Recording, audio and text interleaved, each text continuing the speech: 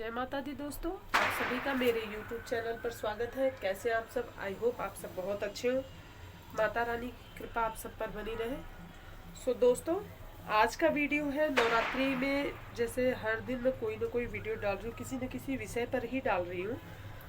आज का जो वीडियो है वो है कि अष्टमी कब है, नवमी कब है, और पहला दिन जिसने व्रत रखा था वो आखिरी नवरात्रि का व्रत कब रहेंगे। आज का वीडियो इसी सब पर है। कन्या पूजन हमें कैसे करना है, क्या क्या विधि है, मैं हर एक चीज़ पर बात करूँगी।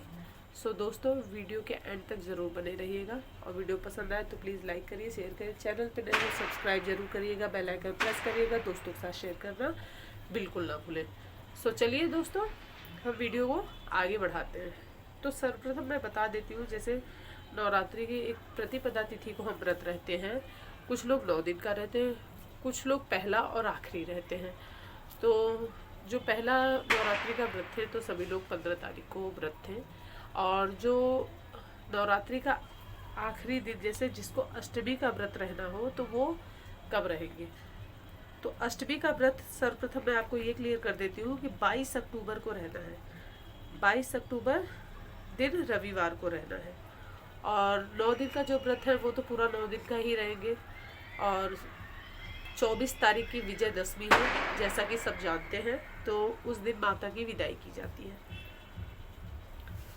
अब मैं आपको बता देती हूँ, ये क्लियर हो गया है कि जो जिसको जिसको भी अष्टमी का व्रत रहते हैं, या 8वें दिन पूजा करते हैं, या आठ ही दिन का नवरात्रि रहते हैं, तो वो कल तक रहेंगे। यानी वो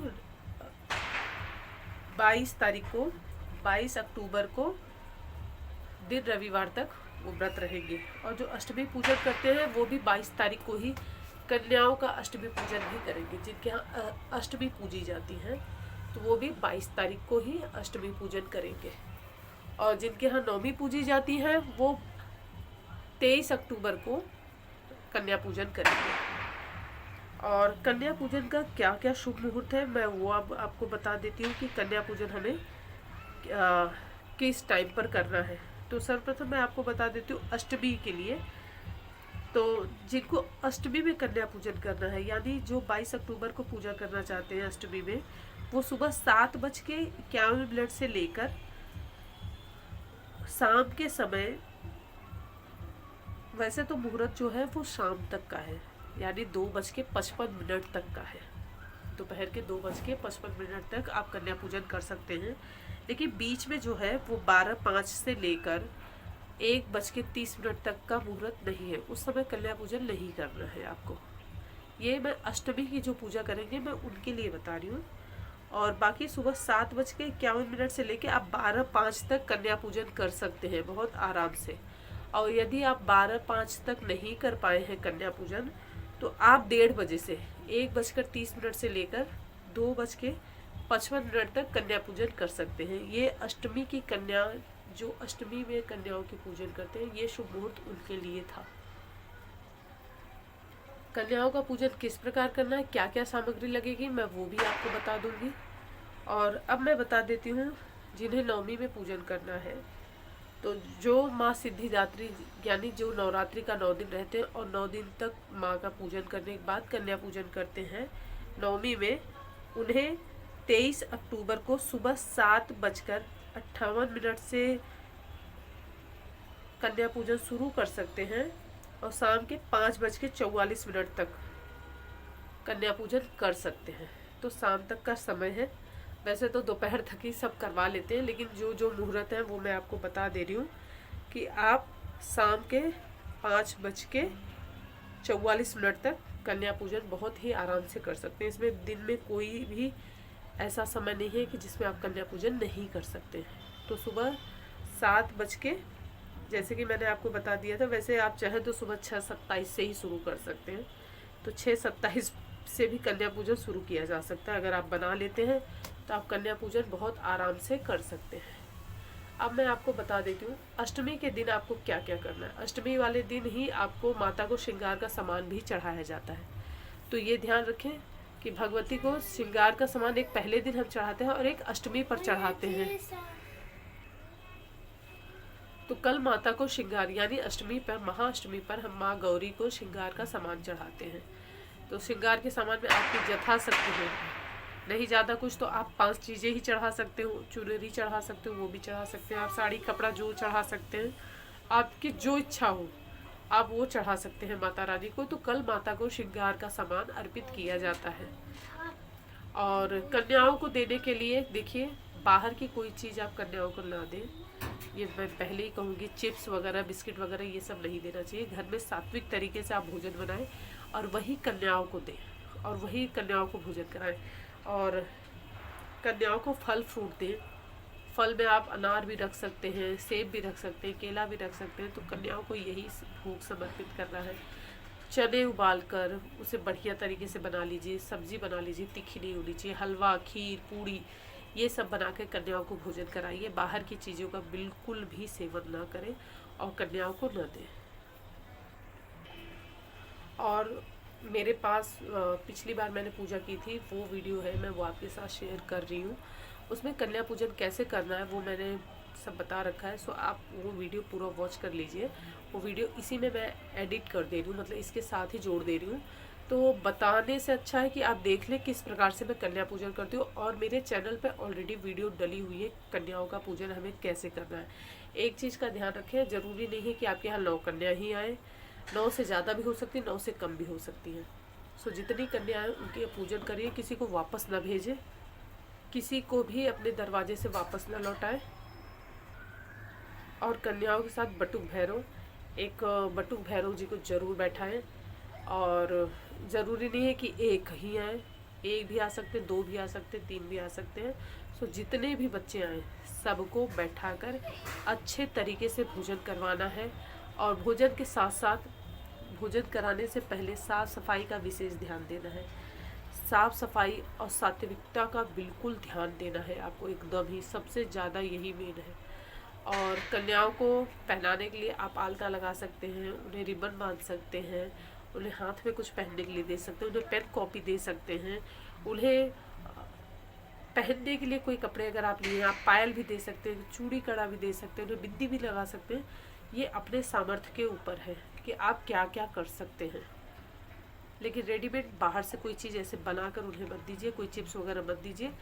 सब चीज़ें घर की दीजिए, सात्विक तरीके से परोसिएगा।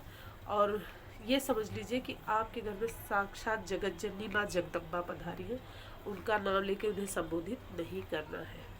सो इस चीज़ का आपको ध्यान देना है और पूरा परिवार अच्छे से मिलके माँ भगवती का स्वागत करना है आपको।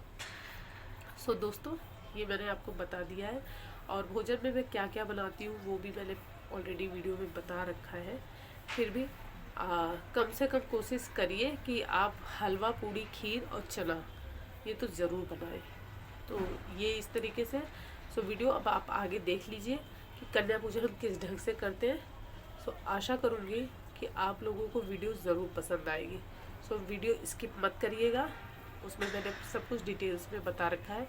और एक चीज़ मैं और बता देती हूँ, हवन करने के बाद ही आपको आरती करनी है। ये मेरे एक सब्सक्राइबर हैं, उन्होंने पूछा था, तो मैं बता दे रही हूँ, हवन करने के बाद ही आरती होती है। चाहे जिस भी देवी देवता का आप पूजन करें, हवन करें, हवन के बाद ही आरती की जाती है। क्योंकि आरती से एक होता है हवन करें, हवन तो एक पूर्ण आहुति हो जाती है। आरती होता है कि हम पूरी पूजा पूर्ण करने के बाद आरती करते हैं, और वो कपूर की आरती की जाती है। तो धूप दीप तो हम वैसे दिखा देते हैं और कपूर की आरती हम बाद में करते हैं। जिसे आरती करते हुए आपके यहाँ जो भी आरती की जाती हो, जिस भी भगवान की आप आरती कर रहे हैं, तो आरती अंत में की जाती है। और एक चीज़ मैं आपको और बता दूं कि कन्याओं को जब भी आप मतलब पूजन करने बैठ रहे हैं, कन्या पूजन करने आप बैठ रहे हैं, तो उनके नाम से उन्हें न पुकारें। इस चीज़ का आपको ध्यान देना है। और हवन की आप मेरे वीडियो पे जाएंगे तो हवन की क्या क्या सामग्रियाँ होती है, हर एक चीज़ मैंने उस पर ऑलरेडी डिटेल में डाल रखी है कि हवन सामग्री में क्या क्या यूज़ होता है। सो आप वीडियो वहाँ से वॉच कर लीजिएगा। और मैं कोशिश करूँगी कि मैं हवन सामग्री एक बार आपको बना के भी दिखा दूँ।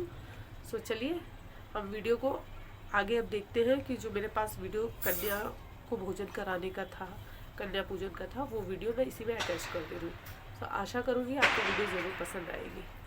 तो चलिए दोस्तों, दोस्तों, ये मेरे पास चैत्र की नवरात्रि का वीडियो है और ये मैं आपको बता रही हूँ कि यहाँ पे हवन पूजा कर लेने के बाद हम यहाँ कन्या पूजन के लिए आ गए थे। तो कन्या पूजन के लिए सर्वप्रथम कन्याओं का आपको चरण धुलवाना है। चरण धुलवा के फिर एक साफ़ तौलिया या जो भी आपके पास हैंगी वो साफ़ सुथरी नई हो तो अति उत्तम है। उसे पैर पोंछना है। पैर पोंछने के बाद उन्हें आपको तिलक लगाना है। तिलक लगा के इत्र चढ़ाना है। इत्र चढ़ाने के बाद रक्षा सूत्र बांधना है।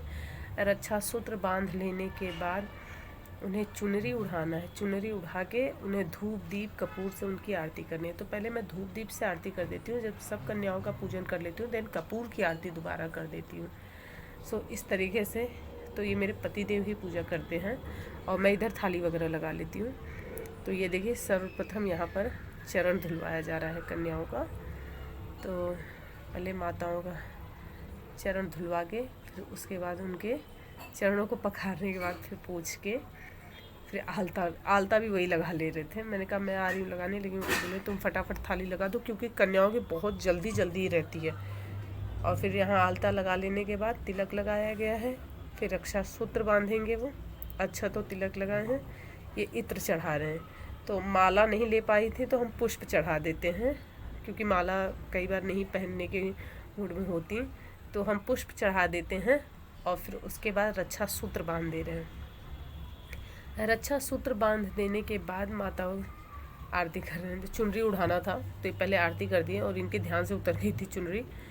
फिर उसके बाद पहले चुनरी उड़ा के आरती करना है, धूप दीप दिखाना है। उसके बाद जो प्रसाद आपके घर में बना हो वो कन्याओं के पास समर्पित करना है। ये देखिए इधर भी चुन्नी उड़ाना भूल गए थे। इस तरीके से कन्या पूजन आपको करना है। तो जितनी भी कन्या आपके पास मिल जाए सभी कन्याओं का पूजन करना है। तो थाली इस तरीके से सजा ली गई है जिसमें आप हल्दी कुमकुम सब रख लेंगे, धूप दीप सब रख लेंगे और लास्ट में कपूर की आरती करनी है। दोस्तों, इसी तरीके से कन्या पूजन करना है। और लास्ट में कन्याओं के हाथ में जब भोजन वो कर लेंगी उनका हाथ धुलवाना है। हाथ पोंछ के फिर उन्हें यथाशक्ति दक्षिणा और जो भी आपके पास फल उपलब्ध है आप वो देंगे और उनके हाथ में अक्षत देंगे और हाथ जोड़कर पति पत्नी जो भी घर के सदस्य बैठ जाएंगे, जिससे कन्या आपके ऊपर वो अक्षत छिड़क के आपको आशीर्वाद दें और आपकी पीठ को थपथपा दें। दोस्तों, आशा करती हूँ ये छोटी सी वीडियो आपको ज़रूर पसंद आई होगी। तो वीडियो पसंद आए लाइक करिए, शेयर करें। चैनल पर नए हो सब्सक्राइब जरूर करिएगा, बेल आइकन को प्रेस करिएगा। दोस्तों के साथ शेयर करना बिल्कुल ना भूलें। और मैं मिलूँगी आपसे नेक्स्ट वीडियो में। तब तक के लिए जय माता दी।